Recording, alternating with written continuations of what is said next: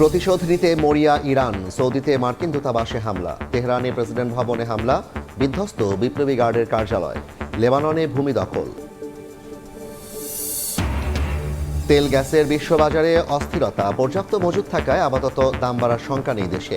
বৈশ্বিক সংকট বাড়লে বিকল্প উৎস খোঁজার চিন্তা সরকারের। কাতারে এন্ট্রি ভিসার মেয়াদ বাড়ল 1 মাস, আটকে পড়াদের স্বস্তি। 4 দিনে 150 আন্তর্জাতিক ফ্লাইট বাতিল। মধ্যপ্রাচ্যের অন্য দেশে যাওয়া নিয়ে অনিশ্চয়তা।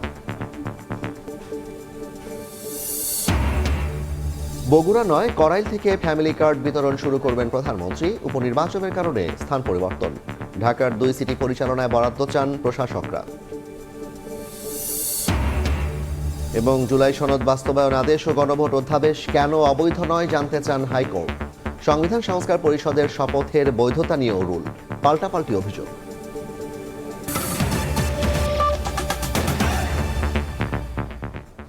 সময় সংবাদের সঙ্গে আছি আমি জাফর সাদিক। মার্কিন আগ্রাসনে সর্বোচ্চ নেতা নিহতের প্রতিশোধে মরিয়া ইরান। সৌদি আরবে মার্কিন দূতাবাসে 2টি ড্রোন হামলা চালিয়েছে দেশের সেনাবাহিনী। হরমুজ প্রণালী বন্ধের ঘোষণা দিয়েছে তেহরান। এদিকে ইরানের প্রেসিডেন্ট ভবনে হামলা করেছে ইসরায়েল। বিধ্বস্ত হয়েছে বিপ্লবী গার্ডের কার্যালয়। আরও বড় আকারে আক্রমণের হুঁশিয়ারি দিয়েছে মার্কিন প্রেসিডেন্ট ডোনাল্ড ট্রাম্প। যৌথ অভিযানে ইরানে নিহতের সংখ্যা ছাড়িয়েছে 750।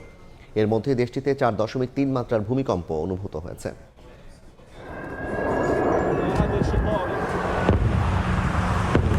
উত্তপ্ত মধ্যপ্রাচ্য।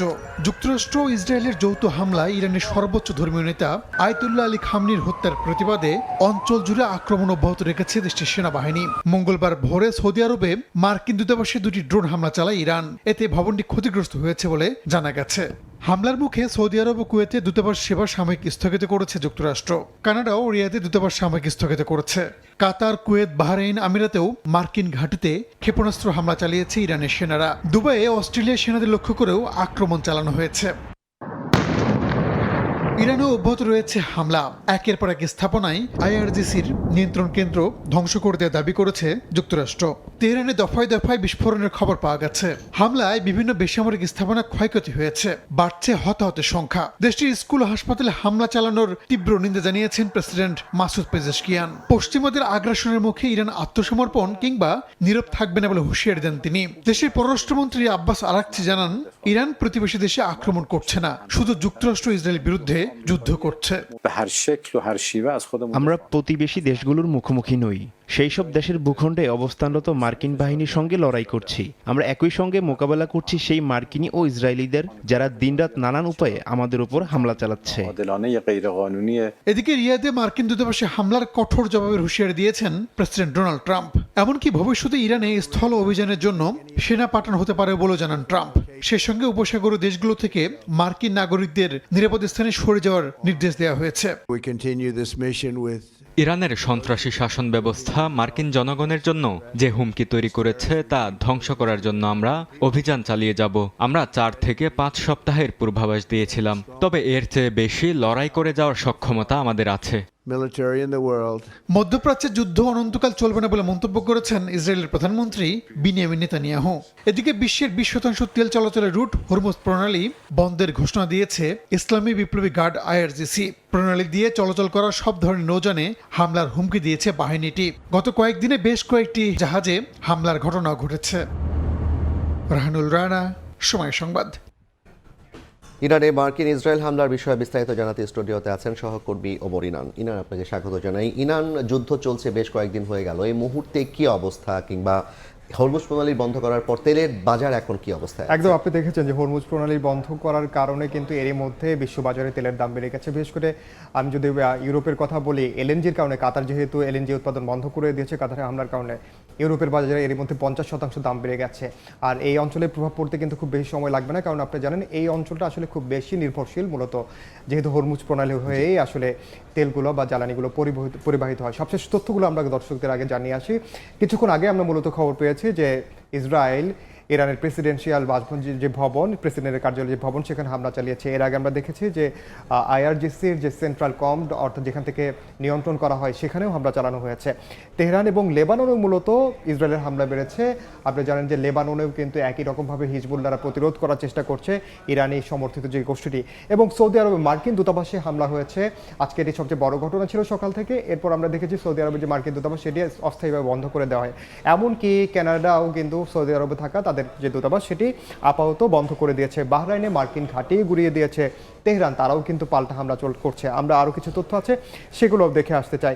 এবং শুধুমাত্র পাল্টা হামলার মধ্যেও অব্যাহত নয়, তারা আসলে বড় পরিসরে হামলার হুঁশিয়ারি দিয়েছে। এমনকি প্রয়োজন হলে স্থল অভিযানের হুঁশিয়ারি দিয়েছেন মার্কিন প্রেসিডেন্ট ডোনাল্ড ট্রাম্প। এমনকি ইসরায়েলও একই ঘোষণা দিয়েছে এবং ইরানও কিন্তু বসে নেই। তারা বলছে তারাও দীর্ঘ যুদ্ধের প্রস্তুতি নিচ্ছে। মার্কিন প্রেসিডেন্ট ডোনাল্ড ট্রাম্প প্রথমে বলেছিলেন যে 4 সপ্তাহের জন্য তিনি মূলত যুদ্ধের প্রস্তুতি রাখছেন, কিন্তু পরবর্তীতে আজকে তিনি বলেছেন যে এই যুদ্ধ চিরতরে চালিয়ে যাওয়ার মতো ক্যাপাবিলিটি আছে। কিন্তু একই সাথে ট্রাম্প এবং নেতানিয়াহু দুজনেই কিন্তু বলেছেন যে তারা দীর্ঘমেয়াদে যুদ্ধ চালাতে চান না মধ্যপ্রাচ্যে। আসলে এটি তাদের দ্বিমুখী কথা কিন্তু বারবার আমরা শুনতে পাচ্ছি। ইরানও কিন্তু একইভাবে প্রস্তুত। তারা বলছে, মূলত আপনি খেয়াল করে দেখবেন যে ট্রাম্প প্রথমে বলেছিলেন যে শাসক পরিবর্তনে আসলে তাদের অন্যতম লক্ষ্য, কিন্তু আমরা পরবর্তীতে দেখলাম যে তার যে দূত যখন কথা বলছেন, তারা বলছেন যে না, শাসক পরিবর্তন না, তারা আসলে যে পরমাণু যে কর্মসূচি সেটি বন্ধ করতে চান ইরানের। অর্থাৎ তারা অনেকটা এখন আবার পিছপা হচ্ছেন।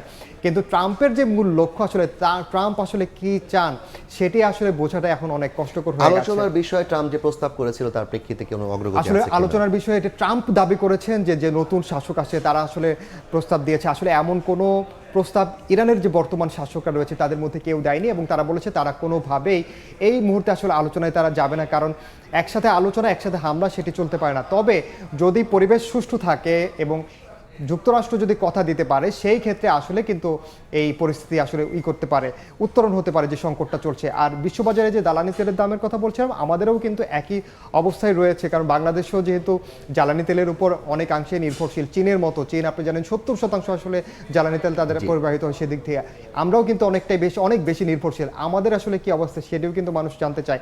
তবে বাংলাদেশ পেট্রোলিয়াম কর্পোরেশনের চেয়ারম্যান যেমনটা জানিয়েছেন যে বাংলাদেশের হাতে স্বাভাবিক যে মজুদ সেটি এখন পর্যন্ত রয়েছে। আপাতত আসলে দাম বাড়ার কোনো সংখ্যা নেই। আমি দেখলাম যে অন্তত 1 মাস মজুদের ব্যবস্থা আছে। জাফর, যদি দীর্ঘমেয়াদে যদি যুদ্ধ আসলে চলে, সেই ক্ষেত্রে কিন্তু অন্য দেশের যে অবস্থা হবে, বাংলাদেশও কিন্তু তার বাইরে না।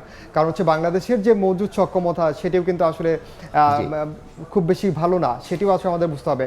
সুতরাং সারা দেশে আসলে যা অন্য দেশগুলোতে যা হবে, আমাদেরও একই অবস্থা হওয়ার রয়েছে। তবে বাংলাদেশ থেকে যেটি বলা হয়েছে যে বাংলাদেশ সরকারের পক্ষ থেকে যে বিকল্প উৎস আসলে যেন খোঁজা হয়, সরকারি বেসরকারি সমন্বয় করে যেন যে কোনো ধরনের সংকট মোকাবেলায় যেন। আজকে জ্বালানি সচিব সেটি বলেছেন যে তারা বিকল্প উৎসের সন্ধানও করবে যদি যুদ্ধ আরো চলতে থাকে দীর্ঘমেয়াদী। একদম, আসলে অন্য দেশগুলোও তো আসলে আগে ভাগে সিদ্ধান্ত নেওয়া শুরু করেছে, তারা আসলে ভবিষ্যতে কি করতে পারে না পারে সেই জিনিসগুলো বাংলাদেশেও কিন্তু খুব গভীরভাবে পর্যবেক্ষণ করতে হবে, এবং সেই অনুযায়ী আসলে আমাদেরকে ব্যবস্থা নিতে হবে। জয়, ধন্যবাদ ইনান আপনাকে। আপনার সাথে আবার যুক্ত হব। আমাদের সঙ্গে যুক্ত ছিলেন সহকর্মী ওমর ইনান। তিনি জানাচ্ছিলেন ইসরায়েল এবং ইরান যুদ্ধের সর্বশেষ পরিস্থিতি এবং তার প্রেক্ষিতে বাংলাদেশের যে তেল ব্যবস্থাপনা সে বিষয়ে বিস্তারিত। বর্তমানে দেশে যে পরিমাণ মজুদ আছে তাতে জ্বালানি তেলের দাম বাড়ার কোনো শঙ্কা নেই বলে জানিয়েছে বাংলাদেশ পেট্রোলিয়াম কর্পোরেশন, বিপিসি। এদিকে মধ্যপ্রাচ্যের যুদ্ধ পরিস্থিতি বিবেচনায় রেখে বিকল্প বাজার খোঁজারও ভাবনায় রেখেছে সংস্থাটি। কারণ বাজার বিপিসি ভবনে সংস্থার চেয়ারম্যান জানান, নিরবচ্ছিন্ন সরবরাহ বজায় রাখতে সোমবার পর্যন্ত 7টি জাহাজের এলসি সম্পন্ন হয়েছে। দেশে বর্তমানে 1,36,000 মেট্রিক টন জ্বালানি তেলের মজুত রয়েছে। এদিকে সচিবালয় বিদ্যুৎ ও জ্বালানি মন্ত্রী জানান, বৈশ্বিক সংকট বাড়লে সেই প্রভাব পড়তে পারে দেশেও।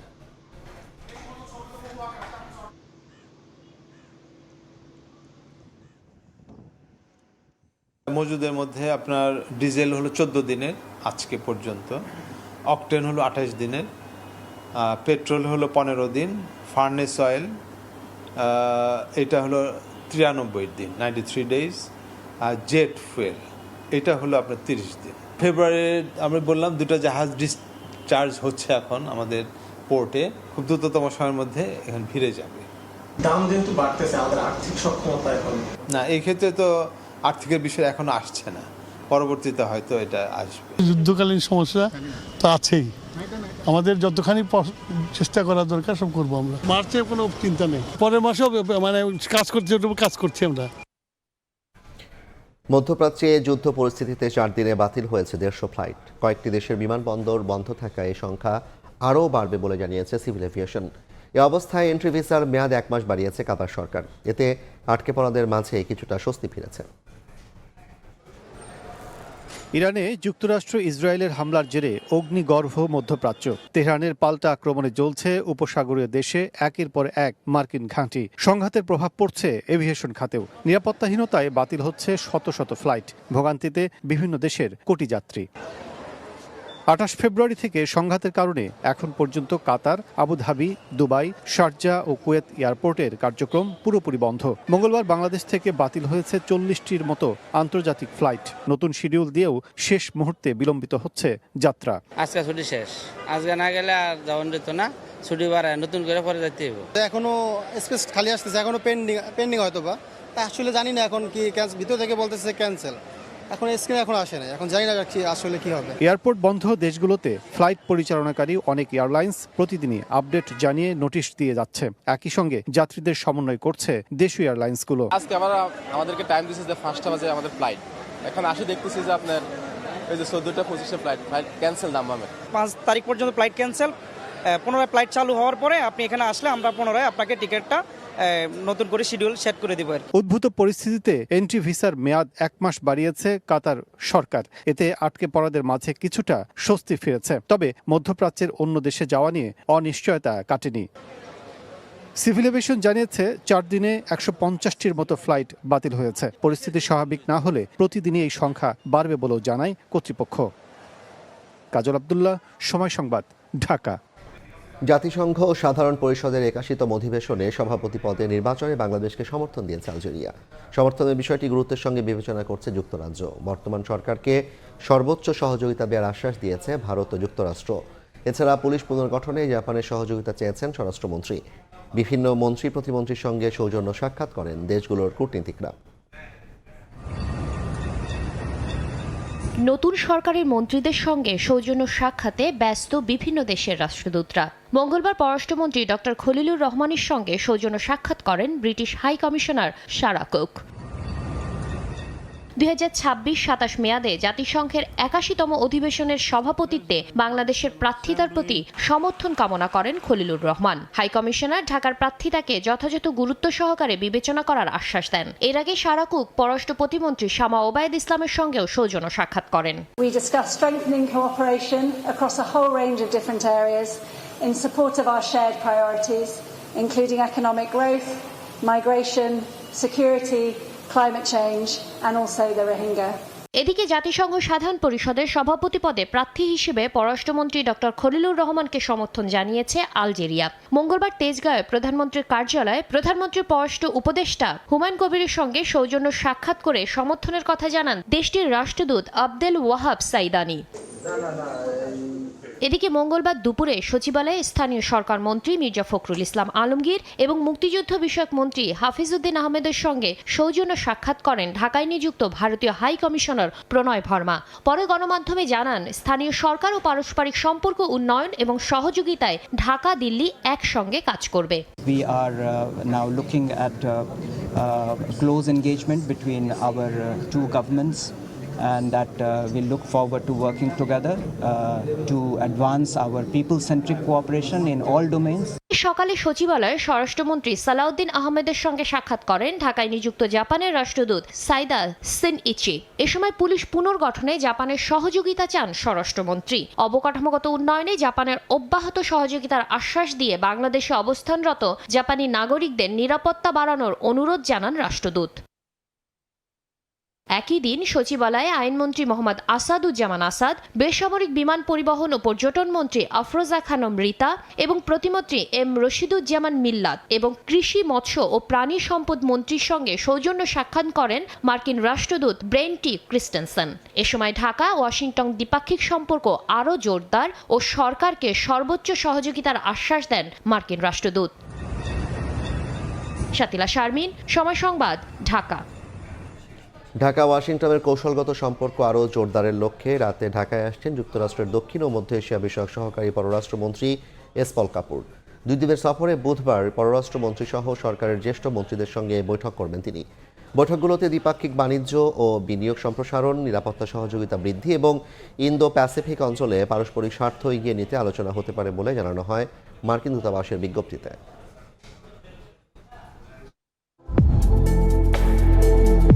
Thai Aluminium. The better is now the best. Bogura নয়, 10 মার্চ রাজধানীর কড়াইল বস্তি থেকে ফ্যামিলি কার্ড বিতরণ শুরু করবেন প্রধানমন্ত্রী তারেক রহমান। উপনির্বাচনের কারণে স্থান পরিবর্তন করা হয়েছে বলে জানিয়েছেন সমাজ কল্যাণমন্ত্রী। এদিকে তহবিল ফাঁকা থাকায় ঢাকার 2 সিটির সেবা নিশ্চিতে প্রধানমন্ত্রীর কাছে বরাদ্দ চেয়েছেন প্রশাসকরা। পরিবহন মন্ত্রী জানান, ঈদযাত্রায় বাড়তি ভাড়া নেওয়ার সুযোগ রাখা হবে না। প্রয়োজনে ভিত্তিপথে গণপরিবহনে টোল নেবে না সরকার। আতিকুর রহমান তমালের রিপোর্ট। জনগণের ভোটে নির্বাচিত হলে নারীরা পাবেন ফ্যামিলি কার্ড। বিএনপির ইস্তেহারের এমন প্রতিশ্রুতি এবার বাস্তবায়নের পথে। 10 মার্চ রাজধানীর কড়াইল বস্তি থেকে শুরু হচ্ছে এই কার্যক্রম। সচিবালয়ে প্রধানমন্ত্রীর সঙ্গে বৈঠক শেষে সমাজ কল্যাণমন্ত্রী জানান, বগুড়া থেকে ফ্যামিলি কার্ড বিতরণের কথা থাকলেও উপনির্বাচনের কারণে আচরণবিধি মেনে আপাতত নিজ জেলায় যাবেন না প্রধানমন্ত্রী। এর মাধ্যমে বাংলাদেশ জাতীয়তাবাদী দলের যে নির্বাচনী অঙ্গীকার, যে অগ্রাধিকার প্রকল্প ফ্যামিলি কার্ড, সেটি বাস্তবায়নের কাজ শুরু হবে। যদিও ডাটা সংগ্রহ, ডাটা এন্ট্রি এগুলো শুরু হয়েছে 23 তারিখ থেকে। একই দিন ঢাকা উত্তর ও দক্ষিণ সিটি প্রশাসকের সঙ্গে বৈঠক করেন তারেক রহমান। বৈঠক শেষে তারা জানান, সবুজ পরিচ্ছন্ন মশা নিধনের নির্দেশ দিয়েছেন প্রধানমন্ত্রী। যদি রাজস্ব বাজেটের উপর ভর করে আমরা বেতন দিতে যাই, তাহলে বেতন দিতে পারবো না, বেতনের টাকা নাই। তারা এমনভাবে সব শূন্য করে দিয়ে গেছে। এবং তারপরে আরও যেটা করেছে যে তারা প্রায় 1400 কোটি টাকার অ্যাডভান্স তারা অলরেডি ওয়ার্ক অর্ডার পর্যন্ত দিয়ে গেছে।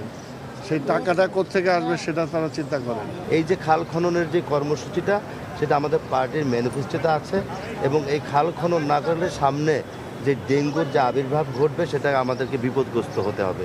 তাই আমরা পুনরায় এটাকে আগামভাবে আমরা এটা করার চেষ্টা করছি। বিকেলে সরকার প্রধানের সঙ্গে বৈঠকের পর পানি সম্পদ মন্ত্রী জানান, ঈদের আগেই খাল খননের কাজ শুরু করতে চায় সরকার। 180 দিনে প্রায় 1200 কিলোমিটার খাল খননের মধ্য দিয়ে 5 বছরে 20,000 কিলোমিটার খাল খনন করা হবে। এদিকে ঈদে বাড়ি ফেরা কোটি মানুষের যাত্রা নির্বিঘ্ন করতে বাড়তি ভাড়ার বিরুদ্ধে কঠোর হুঁশিয়ারি দিয়েছেন পরিবহন মন্ত্রী। আমরা সেভাবে দেখছি যে আমি বলেছি আপনাকে যে এবার তাদেরকে ভাড়া নির্দিষ্ট হারে নিতেই হবে। যে ভাড়া আছে অঙ্গীকার না, শুধু এটা বাস্তবায়ন করা হবে। তারা যেটা বলেছে, একটা দাবি আমাদের কাছে করেছে যে বাসটা যখন খালি আসতে চায় বা আসতে হয়, তাদেরকে সেতু যখন ক্রস করতে হয় টোলটা ফ্রি করে দেওয়া যায় কিনা, এতটুকু দাবি তাদের আছে। এবং বাকিটা তারা অঙ্গীকার করেছে যে তারা ভাড়া বাড়াবে না, যাত্রী সেবার মানও ঠিক রাখবে, যানজট যাতে না হয়, টিকিট যেটা আছে সেটাও তারা স্বচ্ছতার সাথে আপনার সেল করবে। এসব ব্যাপারে আমাদের মনিটরিং আছে, ভাড়া বাড়ানোর কোনো সুযোগ নেই। আমি নিশ্চিত ইনশাল্লাহ যে প্রস্তুতি নেওয়া হয়েছে, আশা করছি যে একটা স্বস্তি এবং আরামদায়ক ঈদযাত্রা হবে ইনশাআল্লাহ। যেটা প্রতিবন্ধক শিক্ষার্থী, প্রতিবন্ধী ও 65 বছরের বেশি বয়সীদের জন্য মেট্রো রেল ও আন্তনগর ট্রেনে 25% ভাড়া ছাড় দেওয়ার চিন্তা করছে সরকার। আতিকুর রহমান তমাল, সময় সংবাদ, ঢাকা। উপকূলীয় এলাকায় দুর্যোগ মোকাবিলায় কোস্টগার্ডকে জনসেবামূলক কাজ অব্যাহত রাখার নির্দেশ দিয়েছেন প্রধানমন্ত্রী তারেক রহমান। সকালে সচিবালয়ে প্রধানমন্ত্রীর সঙ্গে সাক্ষাৎ করেন কোস্টগার্ডের মহাপরিচালক রিয়ার অ্যাডমিরাল মোহাম্মদ জিয়াউল হক। এ সময় প্রধানমন্ত্রীকে কোস্টগার্ডের উন্নয়নমূলক কর্মকাণ্ড সম্পর্কে জানান তিনি। প্রধানমন্ত্রী এই বাহিনীর দেশপ্রেম, পেশাদারত্ব ও নিরলস পরিশ্রমের প্রশংসা করেন এবং সার্বভৌমত্ব রক্ষায় কোস্টগার্ডকে সর্বোচ্চ প্রস্তুত থাকার আহ্বান জানান। জুলাই জাতীয় সনদ বাস্তবায়ন আদেশ কেন অবৈধ নয় তা জানতে চেয়ে রুল জারি করেছেন হাইকোর্ট। আরেকটি রিটের পরিপ্রেক্ষিতে গণভোট অধ্যাদেশের বৈধতা নিয়েও প্রশ্ন তোলেন উচ্চ আদালত। রিটকারীর পক্ষের আইনজীবী বলেন, সংবিধান অনুযায়ী রাষ্ট্রপতির আদেশে সংবিধান সংস্কারের কোনো সুযোগ নেই। অন্যদিকে বিপক্ষের আইনজীবীর দাবি, জুলাই সনদ ও গণভোট অবৈধ হলে ত্রয়োদশ জাতীয় সংসদ নির্বাচনও অবৈধ। ছাত্র জনতার গণঅভ্যুত্থানে 2024 সালের 5 আগস্ট আওয়ামী লীগ সরকারের পতন হয়, গঠিত হয় অন্তর্বর্তীকালীন সরকার। জন আকাঙ্ক্ষা অনুযায়ী রাষ্ট্রের বিভিন্ন ক্ষেত্রে সংস্কারের উদ্যোগ নেয় ডক্টর ইউনূস সরকার। এরই ধারাবাহিকতায় 2025 সালের 17 অক্টোবর জুলাই জাতীয় সনদে স্বাক্ষর করে রাজনৈতিক দলগুলো। পরের মাসে জুলাই সনদ বাস্তবায়ন আদেশ ও গণভোট অধ্যাদেশ গেজেট আকারে প্রকাশ করা হয়।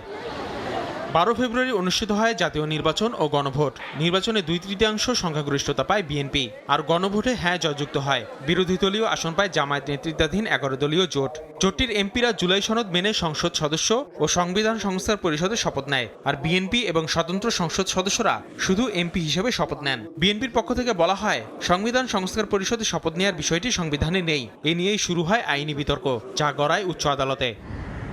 জুলাই জাতীয় সনদ বাস্তবায়ন আদেশ ও গণভোট অধ্যাদেশের বিরুদ্ধে পৃথক দুটি রিট করেন সুপ্রিম কোর্টের 2 জন আইনজীবী। মঙ্গলবার যা রুল জারি করেন উচ্চ আদালত। রুলে সনদ বাস্তবায়ন আদেশ ও গণভোট অধ্যাদেশ কেন অবৈধ নয় সরকারের কাছে জানতে চাওয়া হয়েছে।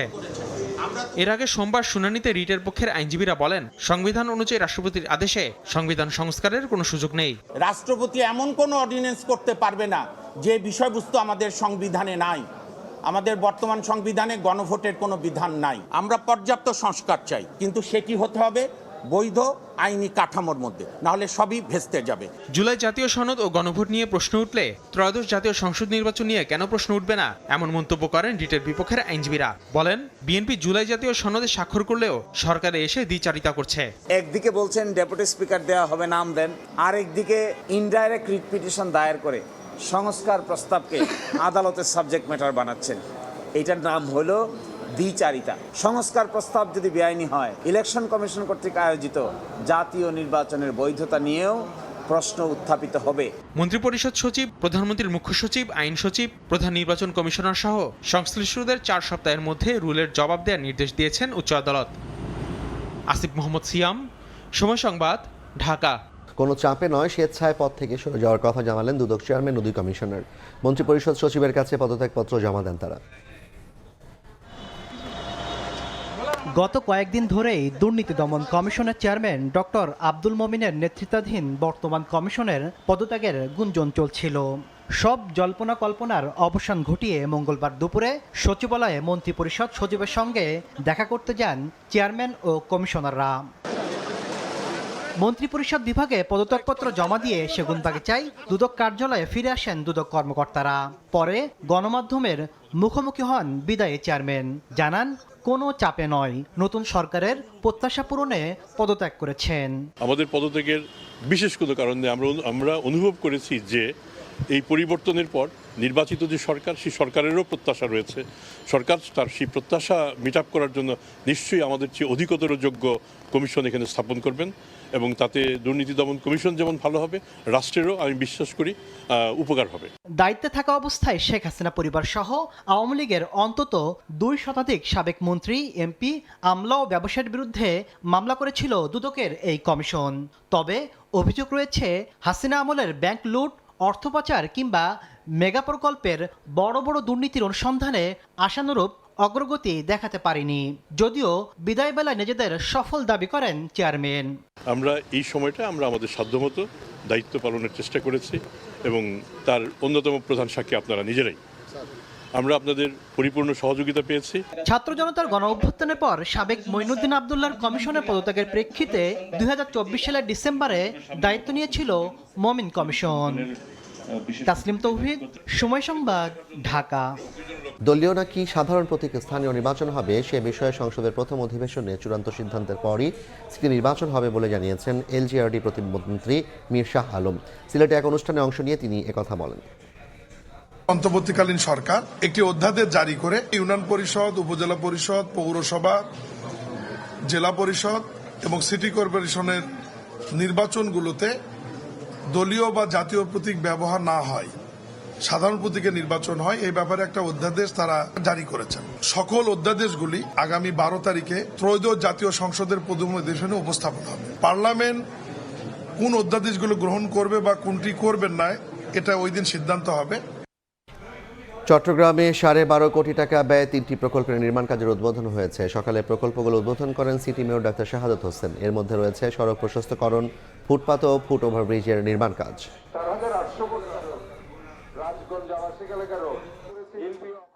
উন্নয়ন আমাদের মূল ধারা।